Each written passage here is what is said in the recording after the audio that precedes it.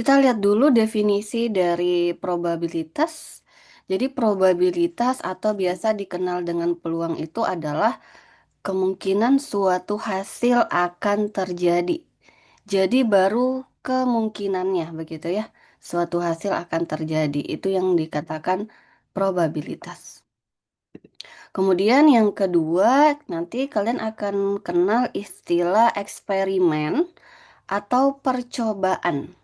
Yang mana definisinya adalah sebuah proses yang menyebabkan hasil satu atau beberapa kemungkinan. Jadi, eksperimen ini adalah yang kita lakukan. Apa ya, percobaan apa yang kita lakukan? Itu eksperimen. Jadi, sebuah proses yang nantinya ketika kita melakukan percobaan itu akan menghasilkan satu atau beberapa kemungkinan.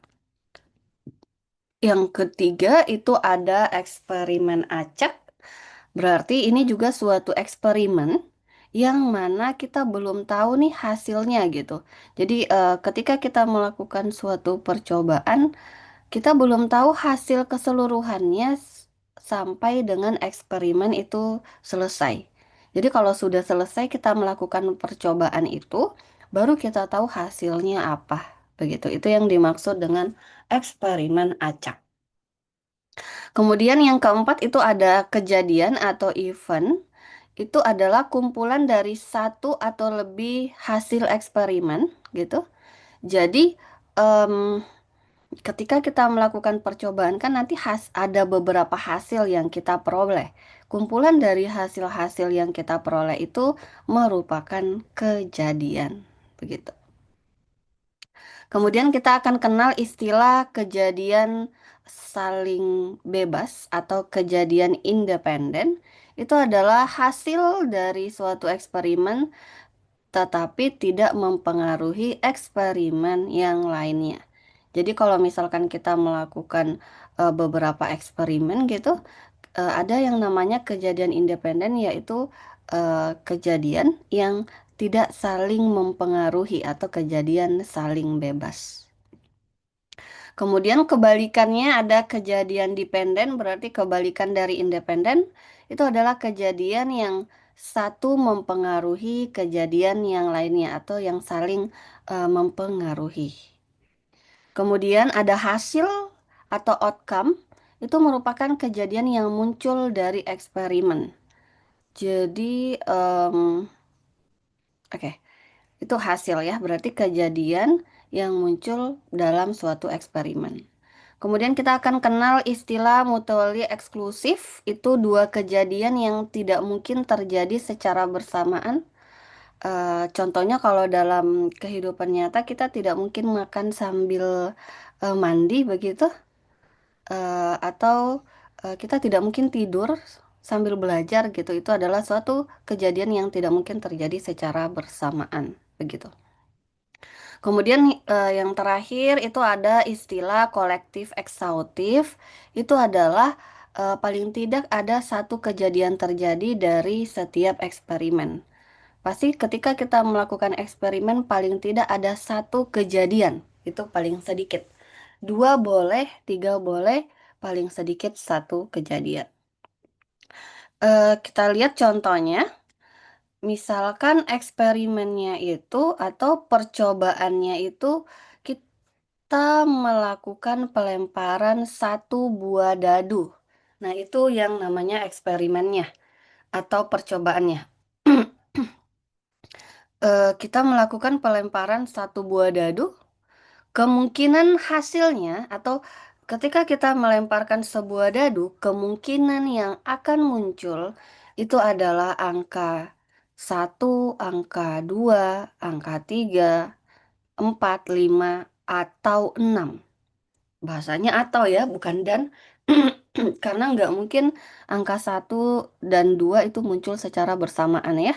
Ketika kita melemparkan sebuah dadu yang muncul pasti cuman hanya satu angka gitu. Maksudnya yang sisi atasnya gitu.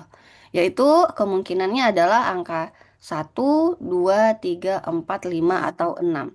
Itu yang dinamakan hasil. Kemudian kemungkinan kejadiannya Tadi kan ada istilah kejadian dari pelemparan sebuah dadu, kemungkinan kejadiannya muncul angka ganjil. Kan bisa jadi yang muncul angka ganjil. Angka ganjilnya apa saja dari satu buah dadu? 135. Oke, Tiga. 135. Jadi kemungkinan muncul angka 135. Kalau angka genap, Dua, Dua, empat. empat, enam. 6. Atau banyak lagi kejadian yang lain. Misalkan ditanya, kejadian munculnya angka lebih dari 2. Bisa. Atau Ya. kejadian munculnya angka kurang dari 5. Bisa. Dan lain-lain. Banyak ya kejadian yang bisa terjadi ketika kita melemparkan satu buah dadu. Kemudian contoh yang kedua itu adalah ketika kita melemparkan satu buah koin gitu ya. Jadi yang kemungkinan hasilnya atau kemungkinan yang akan muncul itu adalah sisi gambarnya atau sisi angkanya gitu. Maksudnya yang yang sisi yang di atas gitu ya, yang kelihatan ke kita ketika kita melemparkan sebuah koin yang muncul sisi gambar atau sisi angka. Kemudian kejadiannya adalah bisa jadi keluar gambar-gambar kalau kita lemparkan dua kali gitu ya. Pelemparannya dua kali bisa jadi yang keluar itu pelemparan pertama keluar gambar, pelemparan kedua juga keluar gambar. Itu bisa jadi. Atau pelemparan pertama yang keluar angka dan pelemparan kedua juga keluar angka. Atau bisa jadi pelemparan pertama yang keluar itu gambar, pelemparan kedua itu adalah angka. Kemungkinan yang satu lagi adalah pelemparan pertama keluar angka dan pelemparan kedua keluar gambar gitu ya. Jadi ketika kita melemparkan eh, melemparkan koin dua kali gitu, eh, kemungkinan yang akan muncul ada empat gambar-gambar, angka-angka, gambar angka, angka gambar. Nah itu yang namanya kejadian gitu. Kita lihat diagram dari teori probabilitas. Jadi probabilitas itu terbagi menjadi dua, yaitu probabilitas objektif dan probabilitas subjektif. Yang mana kalau probabilitas objektif dibagi lagi menjadi dua, yaitu probabilitas klasik dan probabilitas empiris. Yang mana kalau probabilitas klasik itu kita melihatnya berdasarkan kemungkinan hasil yang sama. Kemungkinan hasil yang sama, sedangkan kalau probabilitas empiris kita melihatnya berdasarkan frekuensi relatif. Sedangkan kalau probabilitas subjektif kita melihatnya berdasarkan informasi yang ada, begitu. Oke, kita lihat yang pertama itu ada yang namanya probabilitas klasik tadi ya, yaitu probabilitas yang kita hitung dengan membagi jumlah hasil yang terjadi dengan jumlah semua kemungkinan hasil. Berarti eh, berapa hasil yang terjadi dengan jumlah semua kemungkinan. Jadi kan tadi kan ada beberapa kemungkinan kan seperti melemparkan sebuah dadu, kemungkinan yang muncul itu adalah 1, 2, 3, 4, 5 atau 6. Berarti semua kemungkinannya ada 6 begitu. Kemudian membagi jumlah hasil yang terjadi itu apa yang ditanya? Contohnya, yang ditanya di sini berapa peluang mendapatkan angka 2? Oke, sehingga eh, ang- pelemparan sebuah dadu kan kemungkinan kejadiannya 1, 2, 3, 4, 5, 6. Angka duanya ada berapa ini? Satu. Oke, angka duanya ada satu. Berarti peluang peluang mendapatkan angka 2 itu adalah 1/6. Karena angka duanya itu banyaknya 1 per total. Semua kemungkinan hasil itu ada 6. Berarti peluangnya 1/6. Kemudian pertanyaan yang kedua itu adalah probabilitas mendapatkan angka ganjil. Angka ganjil ada berapa di sini? Tiga, Bu. Ada 3, yaitu Satu, 1, 3, tiga, 5. lima. Banyaknya ini sebanyak 3 ya. Berarti peluangnya itu adalah 3 per total semua kemungkinan hasil itu adalah 6. 3/6 kalau kita sederhanakan itu menjadi satu per Satu. dua. Jadi peluang mendapatkan angka ganjil itu adalah 1/2.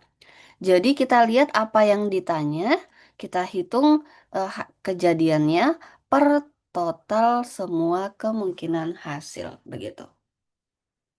Itu probabilitas klasik yang seperti ini yang biasa kalian pelajari di sekolah, gitu ya. Kita lihat probabilitas empiris, gitu. Probabilitas probabilitas empiris ini dihitung dengan membagi jumlah kejadian yang telah terjadi. Jadi kalau empiris ini itu adalah kejadian yang telah terjadi dengan jumlah eksperimen yang telah dilakukan.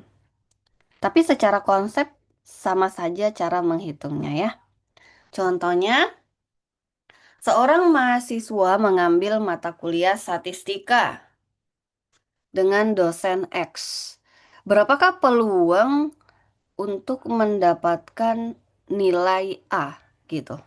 Jadi untuk mencari berapakah peluang mahasiswa tersebut mendapatkan nilai A, kita lihat nih kejadian-kejadian sebelumnya gitu.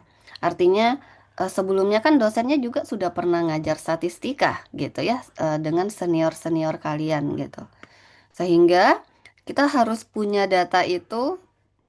Contohnya misalkan eh, dosen X ini sudah mengajar selama 5 tahun dengan total mahasiswa yang diajar itu adalah 1.000 mahasiswa. Dan dari 1.000 mahasiswa yang diajar, yang mendapatkan nilai A itu adalah sebanyak 150 orang. Jadi, peluang mahasiswa yang sekarang ini yang ngambil mata kuliah statistik mendapatkan nilai A itu adalah sebelumnya itu jumlah kejadian yang mendapatkan nilai A itu adalah 150 dibagi total semua mahasiswanya itu adalah 1.000. Berarti peluang mendapatkan nilai A itu adalah 0,5 0,15 begitu. Jadi banyaknya yang mendapatkan nilai A per total mahasiswa. Tetapi ini berdasarkan data yang sudah pernah terjadi, gitu ya. Oke, itu peluang empiris. Kemudian kalau peluang subjektif berarti berdasarkan pada pengalaman dan keyakinan yang berhubungan dengan kejadian yang bersifat random atau acak. Artinya namanya saja peluang subjektif ya. Berarti yang kita lihat itu adalah berarti penilaian kita secara subjektif. Contohnya, berapakah besar peluang tim bulu tangkis putra-putri Indonesia di dalam menjuarai turnamen beregu pada Piala Sudirman? Berarti untuk mencari peluang ini kita subjektif karena kita lihat berdasarkan misalkan pengalamannya gitu ya. Terus berapa berapa kali dia pernah mendapatkan kejuaraan. Tentunya terus dia dilatih dengan atlet siapa. Berarti itu kan peluang subjektif. Berarti kita nilainya secara subjektif. Sehingga nanti kita bisa lihat, oh karena dia sudah sering mengikuti lomba gitu ya, mengikuti turnamen, terus sering juara, kemudian dilatih dengan atlet, eh, dilatih dengan coach yang eh, hebat juga, maka kita katakan bahwa oh peluang tim bulu tangkis menjuarai itu adalah peluangnya 0,5. 8 misalkan gitu ya. Nah, ini kan berdasarkan pengalaman dan keyakinan yang berhubungan dengan kejadian gitu. Nah, itu yang dikatakan probabilitas subjektif. Dan yang perlu kalian ketahui bahwa nilai dari peluang itu atau nilai dari eh, probabilitas itu antara 0 dan 1. Jadi nanti ketika kalian menghitung dan nilainya lebih dari 1, berarti itu ada kesalahan dalam perhitungannya gitu ya. Em, Kapan kita punya peluang sama dengan 1? Peluang itu sama dengan 1 itu adalah kejadian yang pasti terjadi. Maka peluangnya 1. Pasti terjadi itu seperti manusia meninggal. Itu peluangnya 1 tuh. Karena itu udah pasti terjadi. Gitu ya. Nah, kemudian peluang 0. Kapan suatu kejadian yang peluangnya 0? Contohnya seperti ketika kita melemparkan sebuah dadu yang ditanya berapakah peluang muncul angka 7. Nah, pada dadu kan angka 7 tidak ada ya. Berarti 0/6. Maka jawabannya 0. Nah, berarti kalau peluang 0 itu berarti yang tidak mungkin terjadi. Seperti muncul angka 7 pada sebuah dadu, nggak mungkin karena angka yang ada pada sebuah dadu itu adalah angka 1 sampai 6. Oke, untuk soal-soal yang biasa kita hitung, peluangnya tentunya berada pada rentang 0 dan 1. Karena kalau sama dengan 0 itu adalah yang tidak mungkin terjadi, dan kalau sama dengan 1 itu adalah mutlak terjadi, kejadian-kejadian yang pasti terjadi, gitu. Oke, kita lihat peluang dari suatu kejadian yaitu mutually eksklusif dan ekshaustif. Artinya kalau mutually eksklusif itu tadi istilahnya sudah Ibu sampaikan di awal, itu adalah dua kejadian yang tidak mungkin terjadi secara bersamaan. Dua kejadian yang tidak mungkin terjadi secara bersamaan.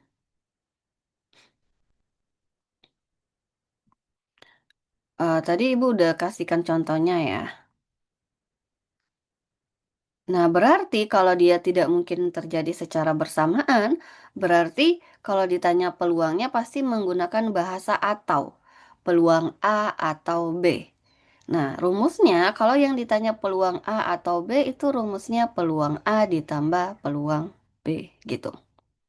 Nah, kalau ada 3 kejadian, peluang A atau B atau C, maka rumusnya peluang A ditambah peluang B ditambah peluang C. Nah, ini berlaku untuk ada 4 kejadian, tinggal kalian tambah saja 5 kejadian dan seterusnya. Contohnya, em, pada sebuah pabrik memproduksi air minum mineral isi 1 liter gitu. Jadi pabrik ini memproduksi air mineral isinya 1 liter. Pada survei bulan lalu menunjukkan bahwa kita melakukan survei dengan mengambil sampel sebanyak 2.000.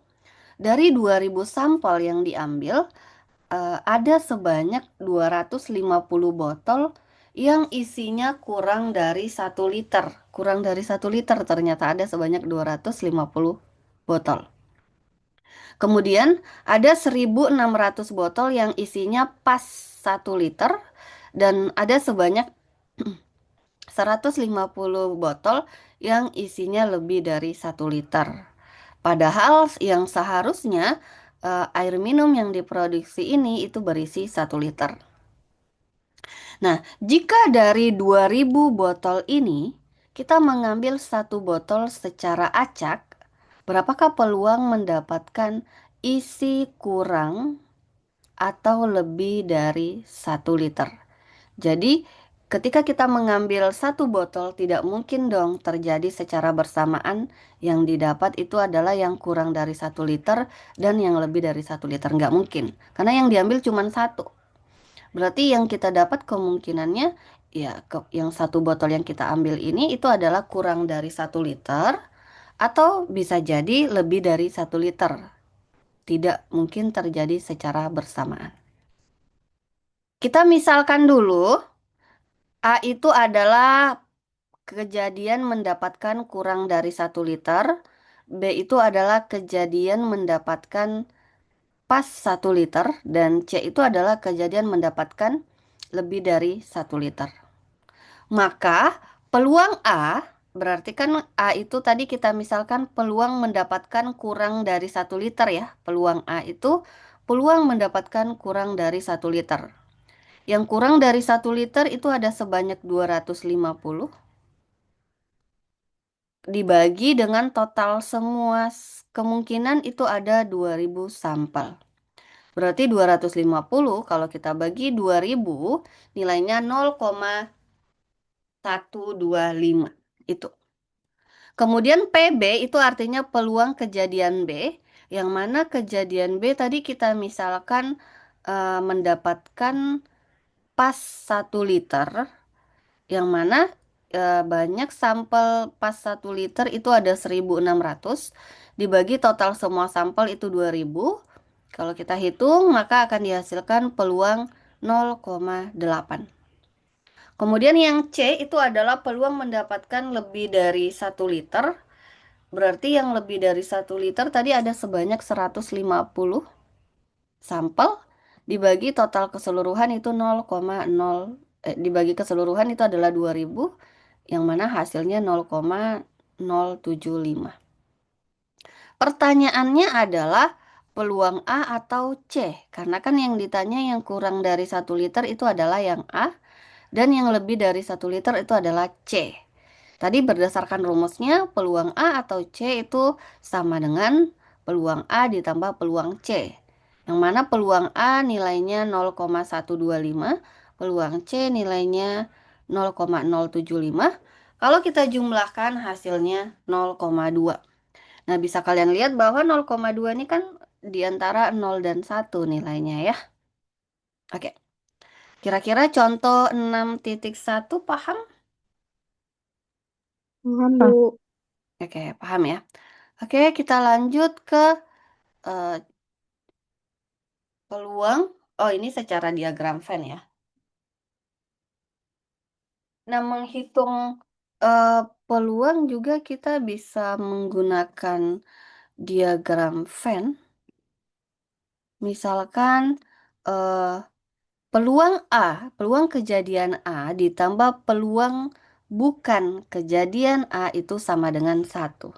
Kenapa sama dengan 1? Karena total peluang itu tadi paling tinggi 1. Misalkan, em, kalau kita punya diagram di sini, yang di dalam oval ini itu adalah kejadian A, yang di dalam ini itu adalah kejadian A. Berarti yang bukan kejadian A yang berada di luar ini. Berarti yang berada di luar ini itu adalah yang ini. Ini yang bukan kejadian A gitu. Yang mana yang bukan kejadian A itu yang bukan kejadian A itu disimbolkan dengan A komplement atau A pangkat C gitu ya. Itu yang bukan kejadian A. Jadi kalau kejadian A ditambah yang bukan kejadian A itu totalnya harus 1. Sehingga kalau yang ditanya kejadian A, maka peluang kejadian bukan A kita pindah ruas ke kanan itu jadi kurang. Maka peluang kejadian A itu sama dengan 1 dikurang peluang bukan kejadian A. Jadi yang bukan kejadian A itu disimbolkan A pangkat C. Begitu ya, A pangkat C. Oke, kita lihat contohnya. Masih contoh yang tadi ya. Yang tadi kan kita punya peluang A 0,25 udah kita hitung ya. Kemudian peluang B itu 0,85 dan peluang C 0,025. Pertanyaannya, berapakah peluang mendapatkan botol kurang dari 1 liter atau lebih dari 1 liter? Sama kan pertanyaannya yang tadi? Nah, kita bisa pakai rumus komplement. Berarti kan total peluang itu kan 1 gitu ya. Jadi peluang A atau C itu sama dengan Satu dikurang peluang yang bukan A tentunya dan yang bukan C. Begitu. Kemudian peluang yang bukan A dan yang bukan C itu adalah peluang B pastinya. Karena kan ada tiga kejadian kan? Kejadian A, B, dan C tadi ya. Jadi yang bukan A dan bukan C berarti ke peluang B. Berarti peluang A atau C itu sama dengan satu dikurang peluang B. Peluang B itu nilainya 0,85. Satu dikurang 0,85 itu hasilnya 0,15. Sama hasilnya dengan yang tadi sudah kita hitung gitu ya. Jadi kita bisa cari komplemennya. Contohnya seperti ini, contoh yang lain ya. Misalkan peluang hujan itu adalah peluang hari ini hujan itu adalah 0,7. Berarti kalau yang ditanya peluang tidak hujan, itu kita pakai komplemennya saja. Satu dikurang peluang hujan gitu ya. Satu dikurang peluang hujan. Berarti satu dikurang 0,7 itu hasilnya 0,3. Jadi peluang hari ini tidak hujan itu adalah 0,3. Itu yang dimaksud dengan komplemen. Kalau tidak hujan itu kan komplemennya hujan atau kebalikannya begitu. Oke, kita lanjut ke 6.3.2. Peluang kejadian bukan mutually eksklusif. Artinya kalau dia bukan mutually eksklusif, berarti dua atau lebih kejadian bisa terjadi secara bersamaan. Kalau yang mutually eksklusif tadi kan dia tidak bisa terjadi secara bersamaan. Kalau yang bukan mutually eksklusif bisa terjadi secara bersamaan. Sehingga kalau ditanya peluang A atau B itu sama dengan peluang A ditambah peluang B dikurang peluang A dan B. Kenapa pakai dikurang? Karena dia ada yang terjadi secara bersamaan. Jadinya kita kurang gitu. Dikurang peluang A dan B. Contohnya 400 wisatawan mancanegara mengunjungi em, Yogyakarta pada bulan Juni 2013 gitu. Dari 400 wisatawan ini ada 200 orang yang mengunjungi Keraton Jogja, ada sebanyak 250 yang mengunjungi Candi Borobudur, dan ada sebanyak 150 yang mengunjungi keraton dan candi. Nah, inilah kejadian yang bisa terjadi secara bersamaan. Berarti dia mengunjungi keraton juga dan mengunjungi candi juga gitu. Pertanyaannya adalah berapakah peluang wisatawan mengunjungi keraton atau Borobudur? Kita misalkan sebelum menghitung itu dimisalkan dulu gitu ya. Misalkan A itu kejadian mengunjungi keraton gitu ya. Kejadian mengunjungi keraton. Kemudian B ini adalah kejadian mengunjungi candi gitu.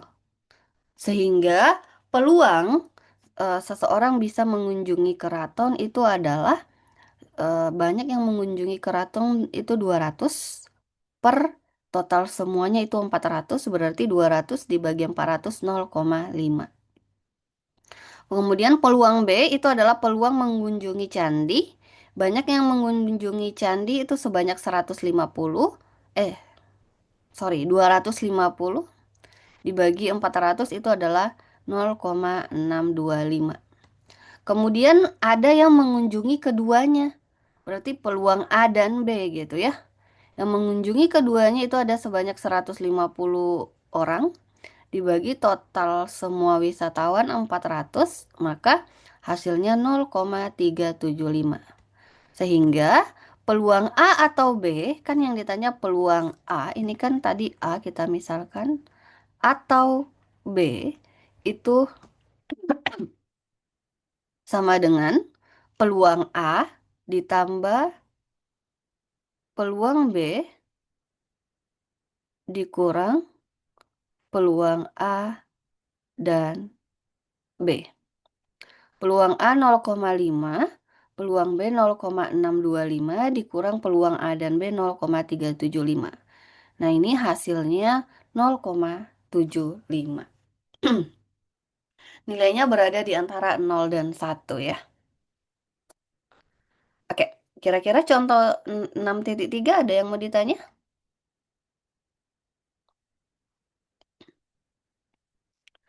Oke, paham? Paham contoh 6.3? Paham, Bu. Paham, Bu. Oke. Kita lanjut ke menghitung kejadian non-mutually eksklusif tetapi dengan diagram.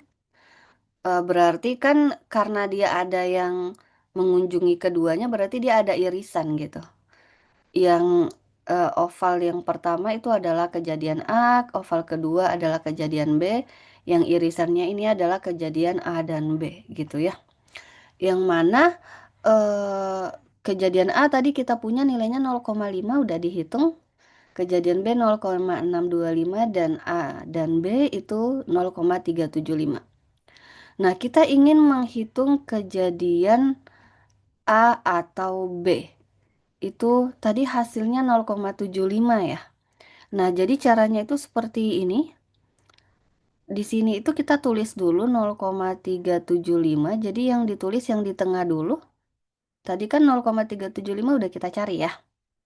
Terus yang ini berapa, Bu?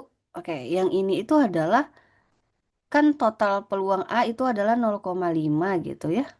Di sini udah ada 0,375 berarti dikurang dulu 0,375 maka hasilnya adalah 0,125. Berarti yang ini 0,125 gitu.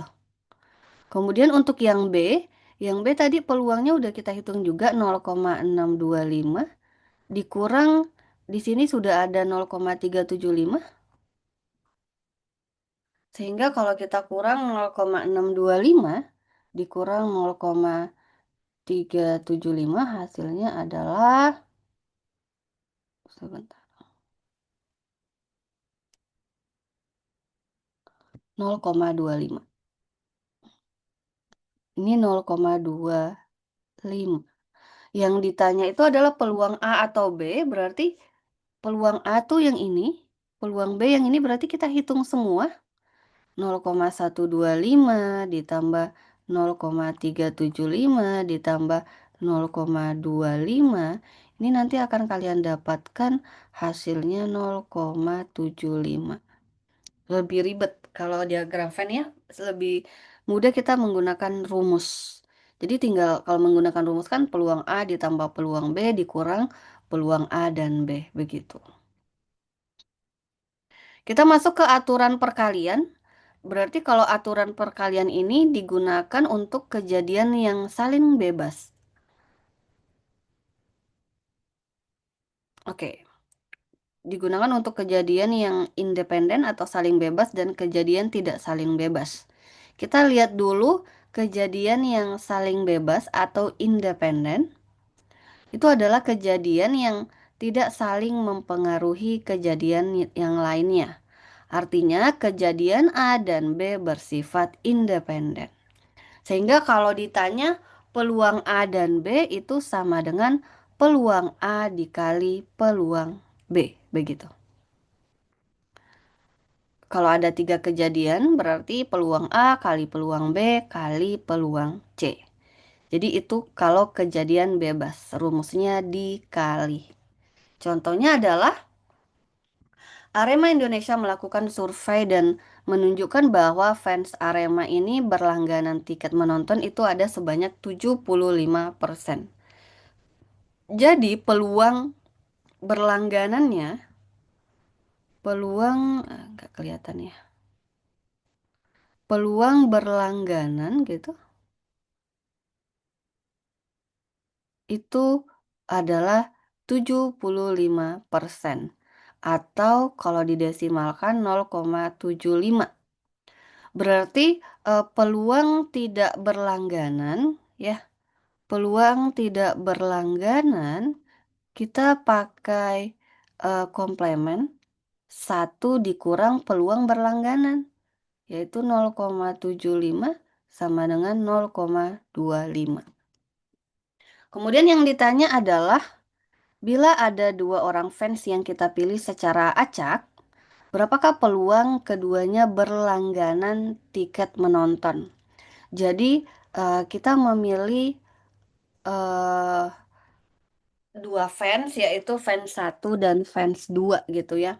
Pertanyaannya, fans satu berlangganan tiket dan fans 2 juga berlangganan tiket. Berarti peluangnya adalah ini dan ya, karena kan ada dua orang, fans satu dan fans 2. Berlangganan tiket berarti fans satu berlangganan tiket peluangnya 0,75 dikali fans 2 berlangganan tiket juga sama, peluang berlangganan itu adalah 0,75. Kalau kita kali hasilnya 0,5625. Itu dia.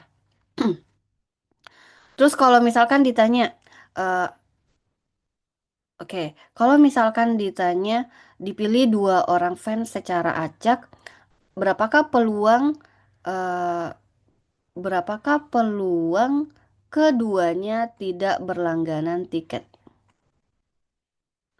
Tidak berlangganan tiket. Jadi fans satu itu tidak berlangganan tiket dan fans 2 itu juga tidak berlangganan tiket. Berarti peluang A dikali peluang B. Peluang A di sini artinya peluang fans satu tidak berlangganan. Kalau tidak berlangganan berapa peluangnya? 0,25. 0,25 dikali peluang fans yang kedua juga tidak berlangganan, berarti 0,25 juga kan? Nah, kalau kita kali ini hasilnya 0, berapa? 25 kali 25, seperempat kali seperempat, 1/16. 0,0625 ya. 25, Bu. Nah, ini. Terus Bu, kalau misalkan yang ditanya peluang fans satu fans satu berlangganan gitu ya. Peluang fans satu berlangganan dan fans 2 tidak berlangganan gitu.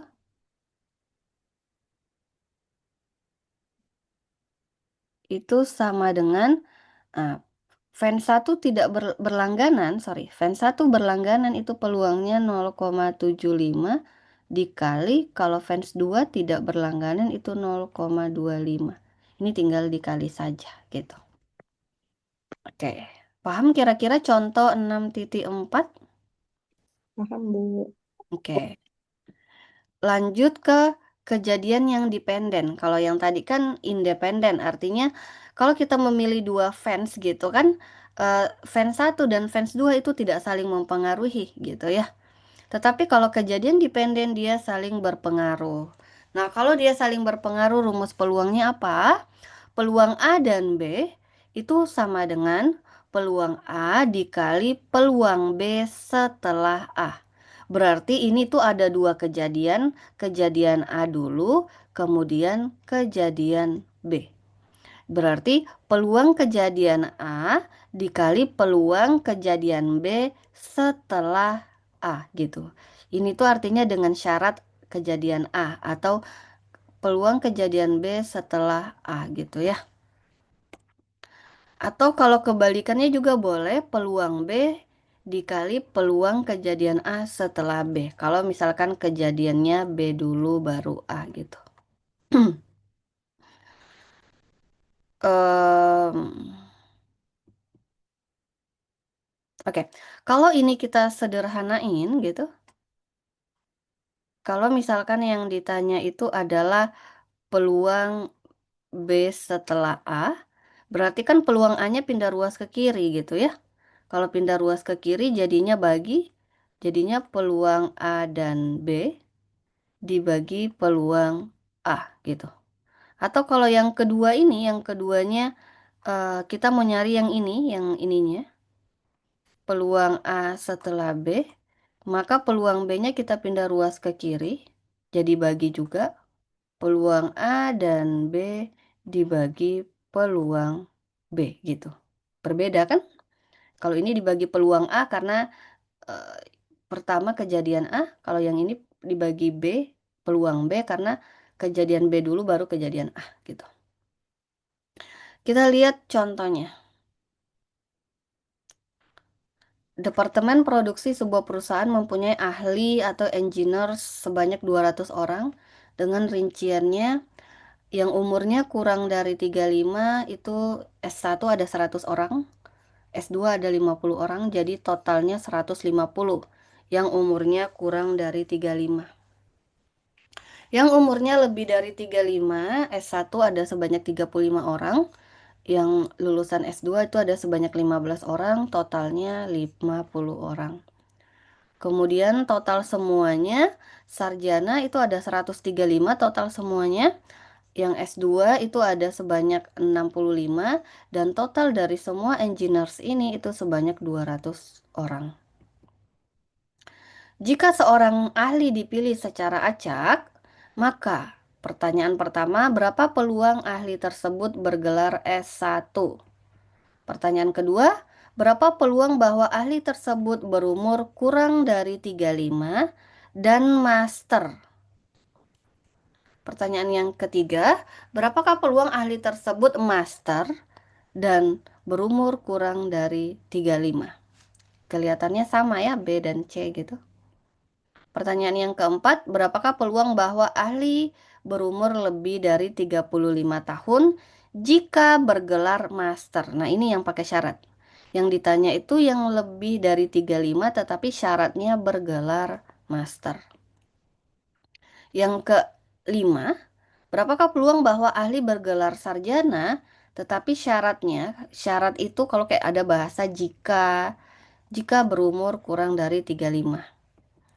Eh, kita coba jawab satu-satu. Sebelum kalian menjawab, tentunya kalian harus memisalkan dulu. Misalkan peluang ahli bergelar sarjana itu kita misalkan dengan apa gitu. Kalau di sini dimisalkan dengan S, karena sarjana kan S gitu ya. PS itu peluang ahli bergelar sarjana S1. PM ini adalah peluang ahli bergelar master. PA ini adalah ahli dengan umur kurang dari 35. PB adalah ahli dengan umur lebih dari 35 gitu. Pertanyaan yang pertama itu, sebelum kita jawab pertanyaan pertama, kita cari PS dulu. PS ini kan peluang yang bergelar sarjana. Dari soal tadi yang bergelar sarjana itu ada 135 ya. Yang bergelar sarjana S1 ada 135, dibagi total semua ahlinya itu 200. Maka hasilnya 0,675. Kemudian peluang A dan M, peluang A dan M itu yang ini tadi, A dan M. Peluang bahwa ahli tersebut berumur kurang dari 35, sorry, kurang dari 35 dan master. Kurang dari 35 dan master. Yang kurang dari 35 itu PA kan? Dan yang master itu adalah PM. Berarti peluang A dan M itu rumusnya adalah peluang A dikali peluang M setelah A gitu. Peluang A itu kita punya, seharusnya dihitung dulu ya. Peluang A itu adalah yang kurang dari 35 tadi totalnya 150. Yang kurang dari 35 itu adalah 150 gitu. 150 dibagi total semua 200 itu peluang A. Kemudian peluang M setelah A berarti yang ditanya master gitu ya.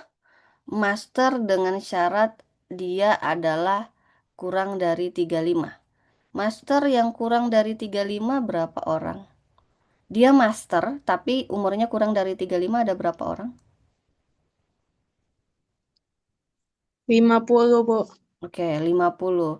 Berarti peluang M dengan syarat A itu adalah 50 per. Oke, 50 per 150. Bu, kenapa per 150? Kenapa tidak per 200 gitu?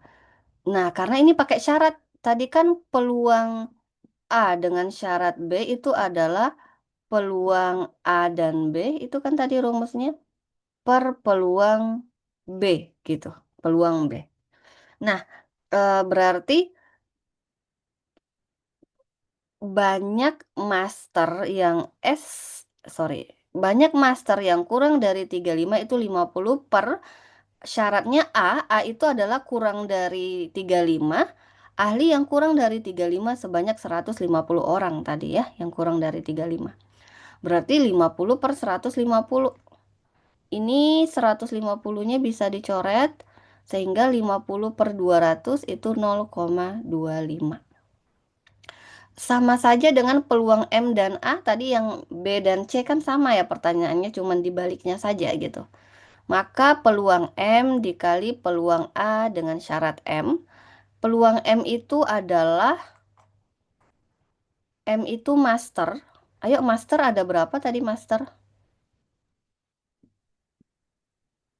Peluang M. Berarti peluang master. Master ada berapa?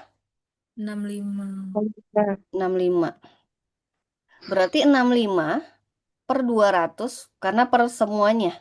Tidak ada syaratnya. Maksudnya kan ini PM saja, tidak pakai syarat. Nah, barulah kalau PA dengan syarat M, itu kalian cari yang dia kurang dari 35 tapi master gitu. Yang kurang dari 35 tapi master itu adalah 50 kan? Iya. 50, sorry, dibagi M. Kan dibagi syaratnya. M itu adalah master. Total master semua ada, total master semua ada berapa? 65. 65. 65, Bu. Iya. Jadinya PM kita masukkan 65 bagi 200 dikali PA dengan syarat M itu adalah 50 bagi 65. 65-nya bisa dicoret maka 50 per 200 itu 0,25 begitu. Ini per, ini pertanyaan yang A gitu ya. Ini yang B, ini yang C. Ini yang D. Pertanyaan yang D itu adalah berapakah peluang bahwa berumur lebih dari 35 syaratnya master. Yang diminta lebih dari 35. Yang lebih dari 35 itu adalah yang B gitu ya. Peluang B dengan syarat katanya harus master ya. Berarti ini yang ditanya. Peluang B dengan syarat M. B itu kan kurang dari 35. Kita pakai rumus yang tadi. Peluang B dan M dibagi peluang M gitu. Peluang B dan M udah kita cari ya, belum? Peluang B dan M itu belum. Kita cari dulu. Peluang B dan M itu sama dengan, coba lihat. Peluang B. B itu lebih dari 35 tapi master. Ada berapa banyak dia ahli yang lebih dari 35 tapi master? 15, Bu. 15. Berarti 15 per PM. Master. Master ada 15 per 200 ya, karena kan total semua 200 per PM. PM itu ada PM. Yang master tadi ada berapa yang master? 16. 65. Oke, ini sebenarnya 200-nya bisa dicoret ya. Jadi sebenarnya kalian bisa ngelihat ini saja. Peluang B dan M itu, oh sorry, ini kan, sorry. Tadi itu Ibu cuma mau nyari peluang B dan M dulu ya. B dan M tadi ada 15, total semua 200. Peluang M, master ada 65, total semua 200. Berarti kalau kita hitung peluang B dengan syarat M itu adalah 15 per 200 dibagi 65 per 200. Ini dicoret saja sebenarnya bisa. 15 per 65 itu 0,231. Itu pertanyaan yang D. Pertanyaan yang E itu adalah peluang dia sarjana dengan syarat kurang dari 35. Itu kan tadi ya. Dia sarjana tapi syaratnya kurang dari 35. Itu sama dengan peluang S dan A dibagi A. Ibu maunya kalian tidak perlu tulis 200-nya lagi. Sarjana tetapi kurang dari 35. Sarjana tetapi kurang dari 35 ada berapa? 100. Terus, Bu, 100. Dibagi dengan A, kurang dari 35. Total semua yang kurang dari 35. 100. Yang semua yang engineer yang kurang dari 35 ada berapa? Yang umurnya kurang dari 35. 150. Oke. 100. Jadi ibu maunya begitu saja nggak usah dibuat per 200-nya ya. Berarti 100 per 150 gitu. Sarjana tetapi umurnya kurang dari 35 ada 100 dibagi dengan yang kurang dari 35 itu 150. Nggak usah per 200-nya karena habis juga dicoret. 100 dibagi 150 itu adalah 0,667 gitu. Oke. Kira-kira ada yang mau ditanya untuk contoh ini? Tidak, Bu. Oke. Kalau tidak ada, kita lanjut menyelesaikan yang tadi. Soal yang tadi kita bisa menggunakan diagram pohon juga. Eh, yang pertama itu kan tadi sarjana ada 135 ya. Dibagi total semua 200. Sedangkan master sisanya yaitu ada 65 dibagi 200.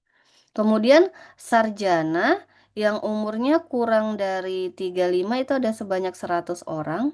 Yang umurnya lebih dari 35 ada sebanyak 35 orang. Kemudian master yang umurnya lebih dari 3, yang kurang dari 35 ada sebanyak 50. Dan yang master yang umurnya lebih dari 35 ada sebanyak 15. Jadi dia kalau sudah di cabang ini 100 per ada berapa banyak sarjananya? 135 gitu ya. Eh 35 per ada berapa banyak sarjananya? 135. Nah, ini juga seperti itu, per 65 karena master ada sebanyak 65. Kemudian kalau yang ditanya sarjana dan A gitu ya, sarjana dan umurnya kurang dari 35 itu sama dengan 135 per 200 dikali 100 per 135. Kemudian kalau yang ditanya dia sarjana tetapi umurnya lebih dari 35, berarti yang ini 135 per 200 dikali 35 per 135 gitu. Jadi jawabannya 35 per 200 gitu. Karena 135-nya dicoret nih. Oke, dan seterusnya. Nanti silakan dibaca saja ya. Ini kalau pakai diagram pohon. Oke, kita lanjut ke ini masih penjelasan cabangnya gitu ya. Nanti silakan dibaca saja. Kita masuk ke teori probabilitas bias. Oke. Nah, eh, teori probabilitas bias itu adalah suatu teori untuk menghitung probabilitas jika ada informasi tambahan, gitu ya. Ada informasi tambahan. Yang kedua, peluang berdasarkan informasi yang ada itu disebut peluang awal, tetapi ketika informasinya sudah ditambah, maka itu disebut dengan probabilitas direvisi. Kenapa? Karena ada informasi tambahan, kemudian tentunya peluangnya berubah gitu. Contohnya, Departemen Produksi mendapatkan keluhan dari pelanggan tentang adanya produk yang cacat. Ada dua mesin yang digunakan untuk memproduksi produknya, yaitu mesin pertama dengan simbol A1. Mesin pertama itu memproduksi sebanyak 45% produk dan mesin kedua dengan simbol A2 memproduksi sebanyak 55%. Berapakah peluang bahwa produk cacat dari mesin pertama dan mesin kedua? Nah, kita belum bisa nyari nih berapa peluang produk cacatnya karena belum ada informasi tentang berapa banyak sih produk yang cacat. Belum ada ya. Informasi yang awal ini baru memberikan mesin pertama memproduksi 45% gitu dan mesin kedua memproduksinya 55% dari total produk gitu. Jadi kita perlu informasi tambahan. Ini baru informasi awal yang dimana ini disebut dengan peluang awal. Peluang mesin satu 0,45, peluang mesin 2 0,55. Oke, kita perlu informasi tambahan untuk mencari berapa peluang produk cacat dari mesin satu dan mesin 2. Jadi misalkan kita punya informasi tambahan nih. Oh, ternyata produk cacat dari mesin satu itu 2%. Ada sebanyak 2% dari total produk. Dan mesin 2 itu ternyata ada sebanyak 3,5% yang cacat gitu. Nah, dari ini kita dapat peluangnya 2% itu kan 0,02, sedangkan 3,5% itu 0,035. Sehingga 0,02 ini simbol apa? Simbol peluang. Kita misalkan dulu ya. Jadi harus dimisalkan biar bisa menuliskan notasi dari eh, peluangnya. B itu produk cacat. Ingat ya, simbol B itu adalah untuk produk cacat. Jadi peluang B itu artinya peluang produk cacat di mesin satu. Karena kalau kalian tulis peluang B saja kan ini total semua mesin satu dan mesin 2. Jadi eh, peluang produk cacat di mesin satu itu 0,02, sedangkan peluang produk cacat di mesin 2 itu 0,035. Begitu. Kemudian berdasarkan informasi tambahan, peluang A1B itu artinya peluang mendapatkan produk cacat dari mesin pertama. Kemudian peluang A2 itu adalah peluang mendapatkan produk cacat dari mesin kedua gitu. Jadi berdasarkan probabilitas bias, rumus probabilitas bias itu ini peluang AI, karena kan bisa jadi I-nya ini satu atau dua gitu ya. Peluang AI dengan syarat B itu sama dengan peluang AI dikali peluang B dengan syarat A1 I dibagi peluang A1 dikali peluang B dengan syarat A1 ditambah peluang A2 dengan syarat dikali peluang B dengan syarat A2 gitu. Rumusnya seperti ini. Jadi tinggal kita substitusi saja. Kalau yang ditanya peluang A1 dengan syarat B, berarti kita masukkan ini dulu. Berarti peluang A1 dengan syarat B itu sama dengan, berarti I-nya diganti 1 ya. Peluang A1 dikali peluang B dengan syarat A1 per peluang A1 dikali peluang B dengan syarat A1 ditambah peluang A2 dikali peluang B dengan syarat A2. Tadi kita sudah dapat bahwa peluang A1 tadi atau peluang memproduksi mesin satu itu 0,45 ya. Sedangkan peluang A2 kita catat dulu 0,55 tadi ya. Kemudian peluang BA1 artinya peluang memperoleh produk cacat gitu dengan syarat mesin pertama tadi adalah 0,2 kalau nggak salah. Peluang BA2 itu adalah 0,035 tadi ya. Tinggal dimasukkan saja ke rumusnya. Peluang A1 0,45 dikali peluang B dengan syarat A1 itu adalah 0,02 ya, sorry. 0,02 dibagi tentu di yang ini sama dengan yang ini ya. Kan rumusnya sama nih, ini dengan ini. 0,45 dikali 0,02 ditambah peluang A2 0,55 dikali Peluang B untuk A2 itu 0,035. Ini tinggal dihitung saja, maka akan kalian dapatkan nilai peluangnya 0,3186 gitu. Kemudian kalau yang ditanya peluang A2 dengan syarat B,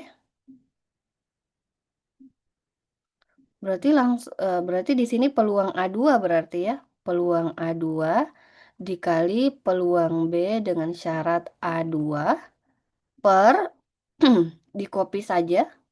Peluang A2 dikali peluang B dengan syarat A2 ditambah peluang A1 dikali peluang B dengan syarat A1. Tinggal kita masukkan saja. Peluang A2 itu adalah 0,55 dikali peluang B dengan syarat A2 0,035 per eh, ini nggak apa-apa posisinya kebalik karena tambah gitu ya. Ini disalin saja 0,55 dikali 0,035 ditambah peluang A1 0,45 dikali peluang B dengan syarat A1 0,02. Ini tinggal dihitung maka akan didapat nilainya 0,6814.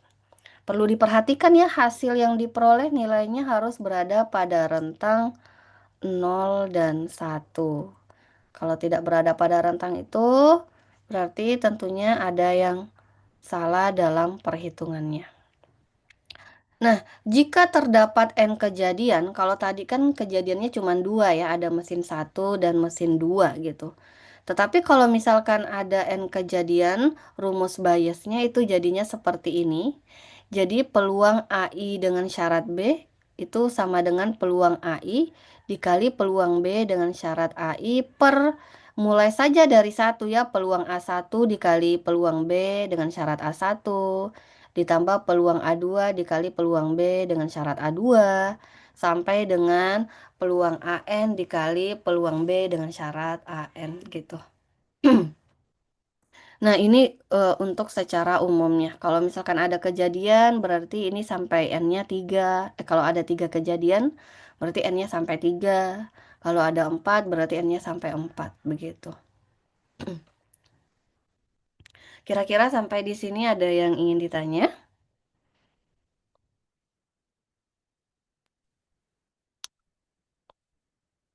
Oke, paham sampai di sini? Paham, Bu. Oke. Kalau tidak ada yang ingin ditanya, rasanya materinya udah habis ya. Cukup untuk materi